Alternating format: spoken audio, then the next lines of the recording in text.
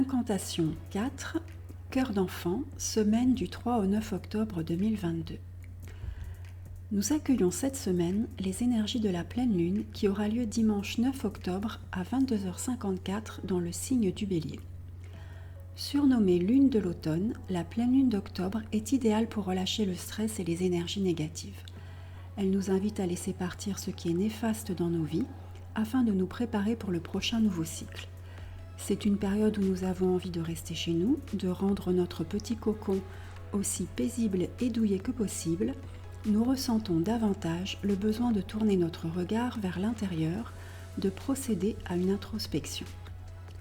Le signe du Bélier, quant à lui, nous demande de faire preuve de courage, d'authenticité et de mettre en avant notre côté protecteur. Les rituels à privilégier sont ceux dédiés au courage, à la guérison, à l'inspiration, aux souvenirs et à la stabilité. Je vous propose donc cette semaine de nous pencher sur toutes ces thématiques à la fois en nous reliant à notre enfant intérieur. Nous avons tous été un enfant et cet enfant vit encore en nous.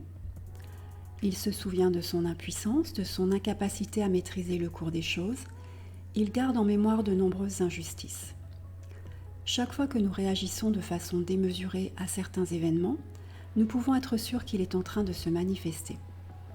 L'adulte en nous est alors invité à le prendre en charge et à le soigner.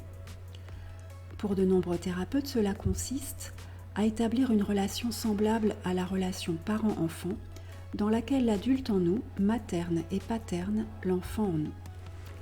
Commençons par reconnaître qu'il est présent et qu'il nous parle par l'intermédiaire de notre corps.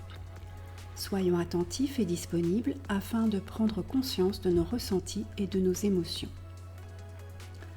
Une fois nos émotions reconnues et acceptées, interrogeons l'enfant en nous avec intérêt et empathie, comme nous le ferions avec n'importe quel enfant qui souffre. Posons-lui les questions suivantes. Que se passe-t-il? Que ressens-tu? De quoi as-tu besoin? Pourquoi? Et écoutons ses réponses. Établissons ensuite un dialogue avec notre conscience supérieure, notre moi divin, et demandons-lui son aide pour y voir un peu plus clair et savoir comment agir. Nous devons en effet faire la part des choses entre notre personnalité profonde, notre moi divin, et notre personnalité construite, notre ego, basée sur des croyances menant à cette insécurité affective.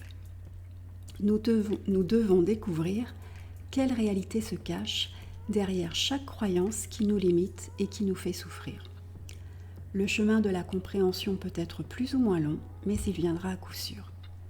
Nous pourrons alors agir et intervenir plus facilement pour répondre à la fois aux besoins de l'enfant en nous et aux pensées de l'adulte en nous.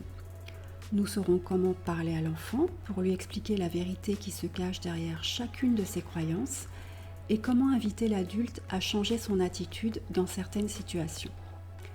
C'est ainsi que nous pourrons confirmer à l'enfant, en nous, qu'il est digne d'amour et qu'il mérite que l'on prenne soin de lui.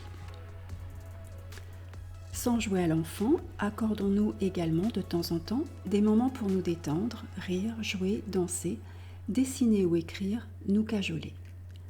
Un enfant intérieur en bonne santé est porteur chez l'adulte de joie, d'innocence, d'émerveillement et bien d'autres émotions et sentiments positifs qu'il convient d'entretenir et privilégier. Prenons donc soin de lui. Alors à celles et ceux dont l'enfant intérieur se sent un peu déboussolé en ce moment, je propose de lancer un sort intitulé « Cœur d'enfant » juste avant la pleine lune pour l'apaiser et le guider vers l'amour, la joie et l'émerveillement. J'effectuerai la première activation du sort dimanche 9 octobre vers 19h. Vous pourrez à votre tour activer l'incantation 4 dimanche vers 20h en suivant les indications du fichier que vous aurez téléchargé.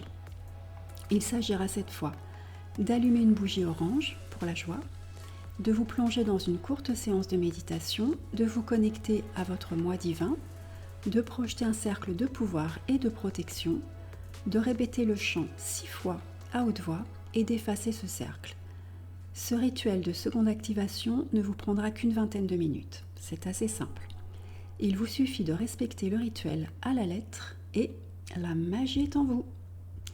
Alors le rituel est disponible dès aujourd'hui sur mon site internet www.virginiefetdelalumière.fr. Vous pouvez le télécharger depuis la rubrique blog ou la boutique. Et si vous avez aimé cette vidéo, merci de liker, partager et vous abonner. À très bientôt.